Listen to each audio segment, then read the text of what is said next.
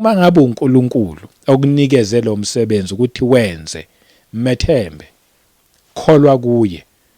Awudingi i-connection, awudingi abantu abathile abazokuxhumanisa nabantu abathile abazi izinto. Awudingi konke lokho.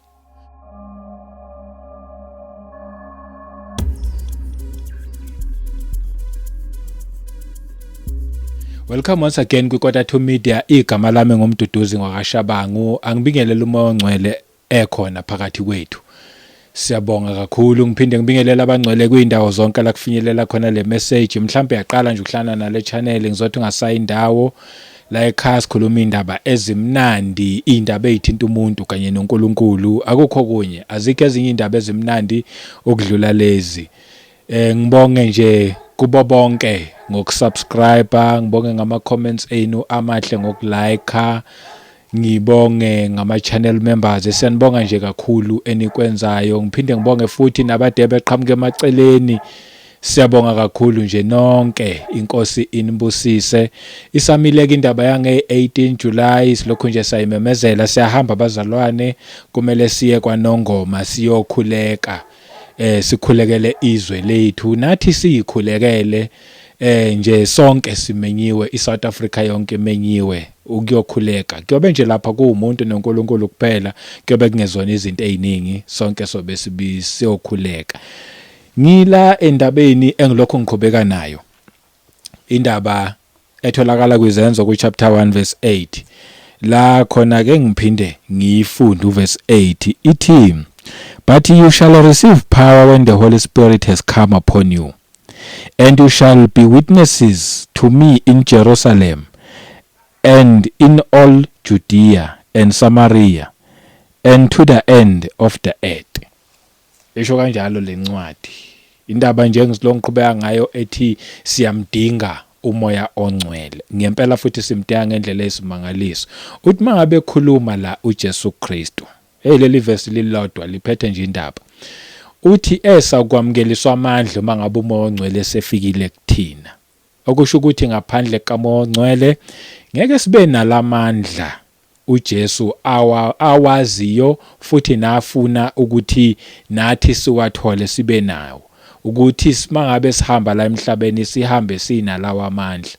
Kodwa manje uma ngabe esefikile umoya ongcwele sobe nathi sesithola lawa amandla lawa naye enguJesu Kristu ngesikhathi ephila la emhlabeni wayehamba ngalawo mandla lawo. Amanye kamandla lawa amandla ahlukile ngempela ngendlela esimangaliso. Iyaqhubeka ke le ndaba. Ithi niyoba ngofakazi kimi. Ama version athi you shall be witnesses to me, or you shall be my witnesses. Nizobe nifakaza ngami, soba ngofakazi bakaJesu Kristu. La sihamba khona. Ayithi manje umoya ongcwele mayifika wambula uJesu Kristu emntwini. Lento eyenza ukuthi onjalo bese fakaza ngoJesu Kristu. Ayibisaba khona enye message kuba nje imessage nje ethi uJesu Kristu inkosi. Ingakho ethi nizoba ngofakazi bami. Yena ezoqala eJerusalem. Isho kanjalo noqala eJerusalem la owaziwa khona. Bese uyaqala uyasabalala. Uye koJudiya komakhelwane. Uphinde futhi usabalale uye eSamaria. Uphinde futhi usabalale uzofika ekugcineni komhlaba. Imessage le ethi ngesikhathi uJesu ekhuluma lawa amazwi wayekhuluma nakubafundi bakaJesu Kristu ngaleso sikhathi ethi kubona nizonikezwa amandla okuhamba nize nifike ekugcineni komhlaba. Wayesho kanjalo uJesu Kristu. Akukho kuyonivimba nohamba nifike ekugcineni komhlaba, okuchaza ukuthi nohamba nize niliqede ibanga okufanele nizolenza la emhlabeni uma ngabe umoya ongcwele sefikile kunina. Kwangesiwona ke amazwi lawa ayebhekise kubafundi bakhe noma abapostoli ngaleso sikhathi kuphela, esingathi mase sikhuluma manje sithi no, amanje awasabhekiswanga kithi. Namanje lawa amazwi lawa asakhuluma kithi sonke thina singabantwana bakaNkulunkulu.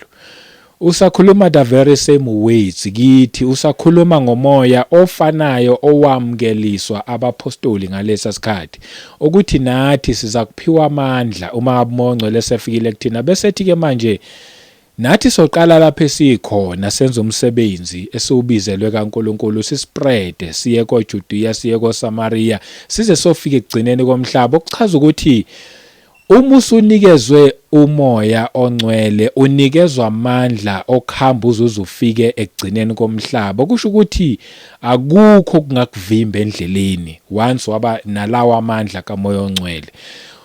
Yithina esiyilimithayo. Ngiyayiphinda le message njengoba ngiyikhuluma ngiyazi ngike ngayikhuluma ngiyayiphinda because ibalulekile lawa amazwi lawa abaluleke kakhulu. Ithina esiyilimithayo.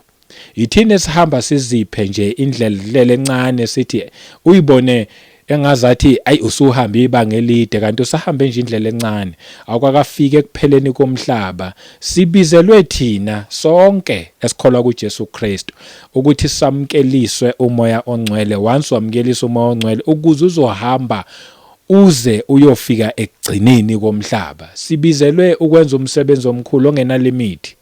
Akukho futhi okungasivimba thina. Ezinye zezinto ezivimbayo abaningi bethu sisuke sazi ukuthi kufanele senze ini. Bese sivinjwa ukuthi siyikhulume lento kwabaseduzane nathi. And the minute uyikhuluma lento ukuthi yazi nakho kufanele ngikwenze. In most cases uthi uma uyikhulume kubantu abangayambulelwanga lento yambulelwe wena.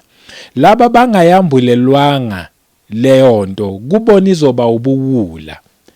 And nawe mawuthi abheka ngempela izoba ubuwula kubona lokho ukuthi if you persist bangaze bakhiphe even namagama nje impela baze basho bathi uyayibona ngalendlela yakho lo oyesuyiqala ngoba uwazi kahle wena ukuthi impilo yakho ihamba ngalendlela. Bonke abantu bahamba ngalendlela. Nawe uyabona emhlabeni wonke umuntu uhamba ngalendlela. Wena wedwa uthi ufuna ukushintsha uhambe ngalendlela. Hayi yebo khona asiphiki bakhona bayihambile lendlela kodwa hayi wena. Izohanjwa uzibani lendlela not wena. Wena owaziyo wamkelisa umoya ongcwele wamkeliswa amandla kodwa manje kube sekuqhamuka these voices la emaceleni ezikwenza ke manje nawe uthi mawuthi uyayibheka uzibone ngathi lawa amandla unawo kanti unawo ungahamba uzufika ekugcineni komhlaba. Abaningi ke baye balimithwa amazwi athile. Abanye balimithwa nje ama-challenges phela ukuthi sesiphiwe umoya ongcwele ukuthi sesiphiwe lawa amandla njengoba lisho nje izwi akuchaza ukuthi ama-challenges angeke azabe khona endleleni. No, ukuthi usindisiwe akuchaza ukuthi ama-challenges angeke azabe khona. Azobe lokhe khona lama-challenges ngoba sisemhlabeni. Ukhumbule kune-enemy isitha lesi esingasenamandla esingeke size sikwenze lutho ngeke size sikuvimbe. Yebo khona kuningi ongahamba ubhekane nakho but ke manje sekubiza ukuthi wena uhlale ekukholweni kokuthi wena uyamazi wakubiza uyamazi wakugcwaliswa ngalawa amandla uyamazi okuyena okwambulele ukuthi iqala lo msebenzi for umbuso kaNkuluNkulu. Uma ngabe ubekezela unjalo makuma wethu kaNkuluNkulu akufeyili akukhonana nokukodwa okufeyilayo. Uyabona nje uma ngabe ukuthi ubizwe uNkuluNkulu ukwenza umsebenzi wakhe soze uzufeyile nangelilodwa ilanga. Yebo amandla ethu ahamba akhathale thina singabantu nezingqondo ihamba ekhathale but uNkuluNkulu akakhathali. Kubiza ukuthi umuntu makakholwe. And manje yini eyosiza lapho ukwamkeliswa umoya ongcwele. Once samkelisa umoya ongcwele I'm telling you noma ngathi yakhathala along the way uphinde ubuye uvuke uphinde uyithintithe uphinde uhambe. And abanye bavinjwe izinto ezifana nokuthi athi umuntu ngenza umsebenzi omkhulu kangaka mina hey angiboni ngingena connection ngingena abantu engibaziyo. Ake ngixoxele nje uma ngabe uNkulunkulu othi yenza lo msebenzi namhlanje nje ngizonikhuthaza namhlanje ngizonipha nje word of encouragement. Uma ngabe uNkulunkulu okunikeze lo msebenzi ukuthi wenze methembe kholwa kuye. Awudingi iconnection awudingi abantu abathile abazoxhumanisa nabantu abathile abazi izinto awudingi konke lokho. Uma unomoya ongcwele uphelele une connection yonke ongayidinga emhlabeni.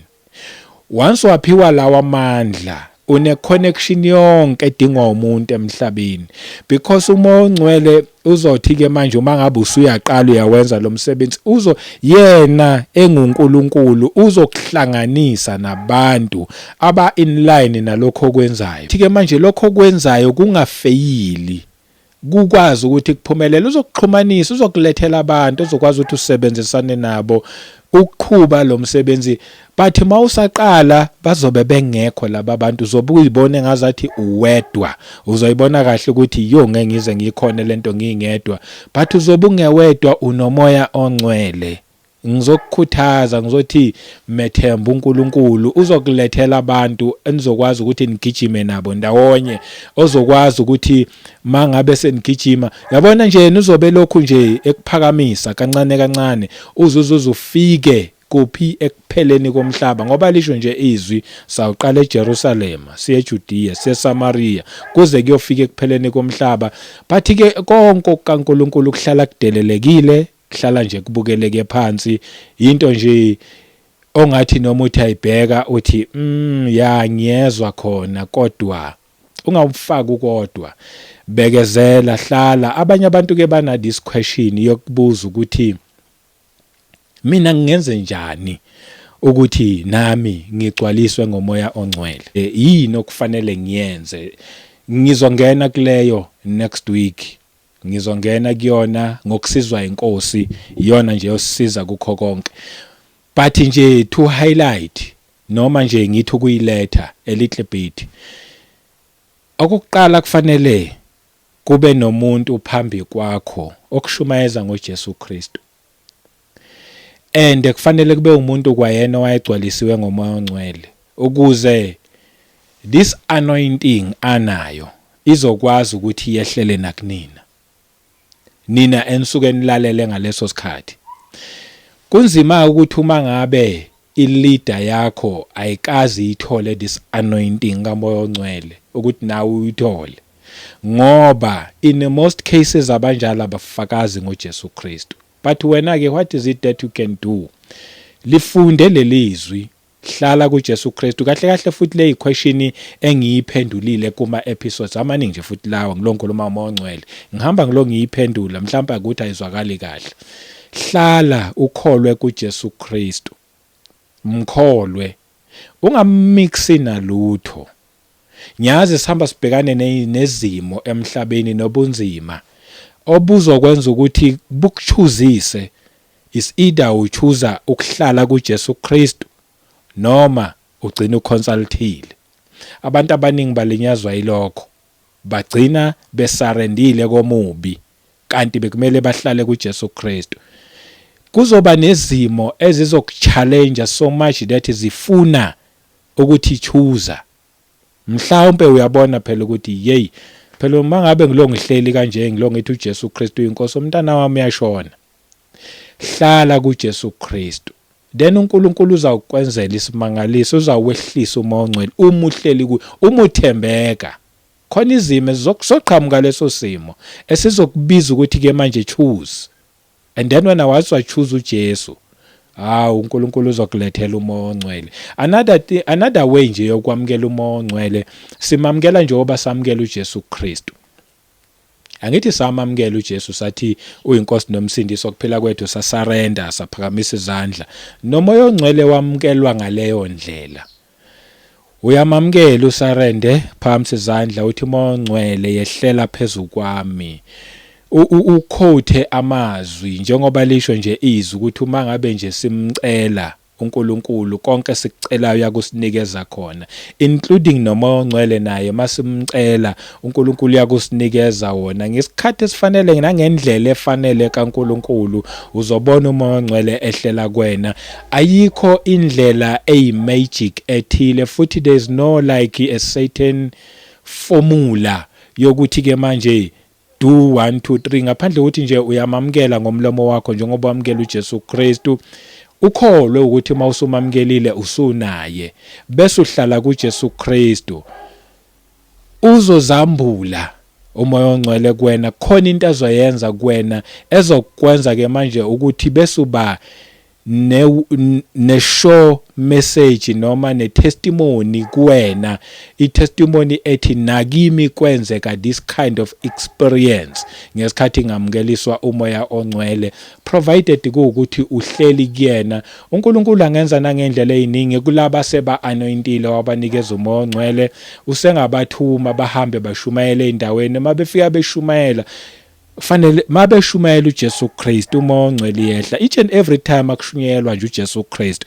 umoya ongcwele uyehla. So next week ngizothi mabe ngibuya ke bese sithi ukungena a bit deeper. Namhlanje nje ngizothi ake nginikhuthaze, sikhuthazaneni singabantwana bakaNkulunkulu. Sibizelwe okukhulu, sibizelwe thina ukuhamba size sofika ekupheleni komhlaba, but in most of us asiphelele ekugcineni komhlaba. Siphelela nje la eqaleni samukela uJesu and that's it.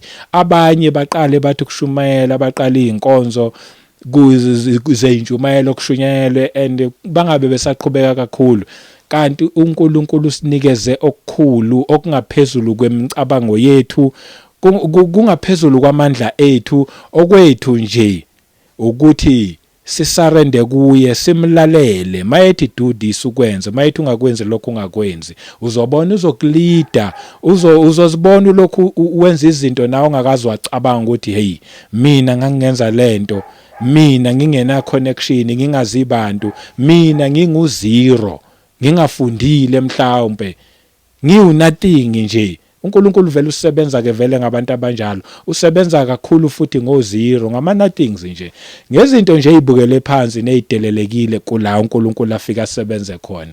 So nje ngizothi asihlaleni, siyamdinga umoya ongcwele ngendlela eyisimangaliso, more than before. Sihambe siyi-South Africa samcima, kanti hey siyamdinga nguNkulunkulu lo engikhuluma ngaye, simdinga ngendlela eyisimangaliso. But asiqhubeke kwivideo elandelayo. uNkulunkulu emuhla nibusise endaweni zonke ezahlukahlukene, asiphinde futhi sihlangane ngomusa wayo. Amen.